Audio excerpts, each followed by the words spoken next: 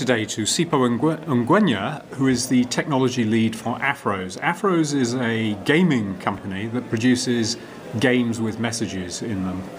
Sipho, tell me what has happened since the company launched. Okay, so basically we launched Afroes officially sort of in 2008, but the first game came out in 2010. Actually worked with the Nelson Mandela Children's Foundation developing a game in support of the campaign. But Afroes was involved in the larger platform development for the campaign.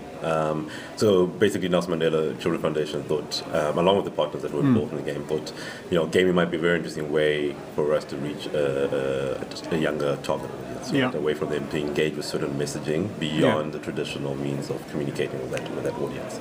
So born out of that was the notion that we can develop other games that have other sort of social messaging that are transformative. So there's the educational elements to it, but use gaming as a framework to actually be able to engage youth, right? So something that is fun for them to play with, but there's a benefit for them playing these games. So describe the two games that you've got and the messages that are embedded in them, the storylines, as it were. So actually we've got a total of 4 games, but the 2 that we're active with right now, one is Haki, which is actually based we actually launched in the Kenyan market.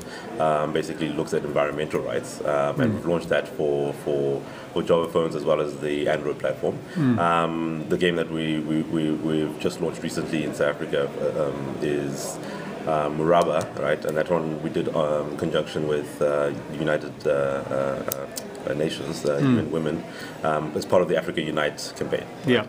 And what was the Africa Unite campaign about? Basically, it was a campaign to end violence against women. Okay, right. So it was around, so again, it was, issues of awareness. Issues of awareness. How do you engage a younger audience with the right sort of messaging as well, right? Okay. And it's a Pan-African campaign, but we've launched it primarily in South Africa, and we're looking to leverage sort of the UN network to take it beyond the South African borders. But what we found with that was actually it was a very, very effective way of actually engaging with youth, having them discuss these issues, right? And even in terms of girls and boys being able to discuss these issues amongst themselves, right? So basically, what we've been able to do is build a network of youth actually that actually engage with children in schools, and basically facilitate sort of the facilitators within schools. And they actually use the game as a way to bring up certain issues that are occurring in schools and within individuals, right? And they prefer that method of engagement with content than an instructor-led, sort of like a classroom setting. So we found that very, very, very effective in that way. So it was a combination of fun and learning. Yes. How are these games distributed? Okay, so they are available online. So they are on a number of digital stores, game stores like GetJar, as well as on the Android Play Store and the Nokia Store. And we're still trying to find a model that actually works around the sort of the digital distribution. We're looking at building our own platform where we'll be able to aggregate not only our own games that we build, but other games in a similar sort of genre or similar categories. Some of them educational, some of them more targeted at sort of social messaging. But essentially they need to be fun games, otherwise kids won't engage with them. So that's the one side, is the digital distribution.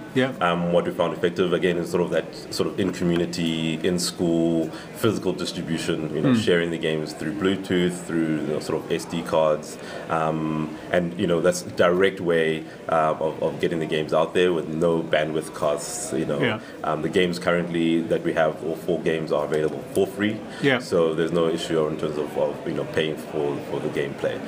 Going forward, we need to try and experiment a little more around how do we actually monetize for these games. How do we make sure that our game development process is sustainable, that we can release more titles into the market. And you were talking earlier about the sales figures, and quite low at one end and quite high at the other. So from one range, we have 1,000 or so downloads, all the way up to 88,000 downloads on GetJar.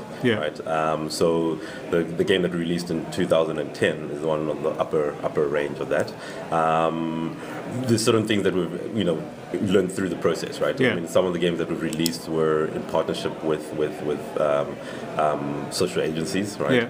Yeah. And some of them were released during a campaign period. So Yes. there was a lot of attention during that period. Yeah. Traditional marketing through TV and radio. Yeah. That was in support of some of the game downloads, right? But that tailed down after the campaign, right? Okay. So we're trying to build sustainable means of distributing the games and marketing the games post sort of campaign periods. Yeah. For the games that we're developing ourselves, we're trying to be innovative around how we get them out into communities. And where are those buyers coming from? Because they're not all coming from within Africa, are they? No, they're not. So it's interesting that they're coming from sort of emerging markets, right? So South America, Southeast Asia, India. Yeah. We're getting a lot of downloads from there. A few in Europe, a few in from the US. But it's basically similar sort of profile in terms of developing countries, but the developing countries that have access, right? Yes.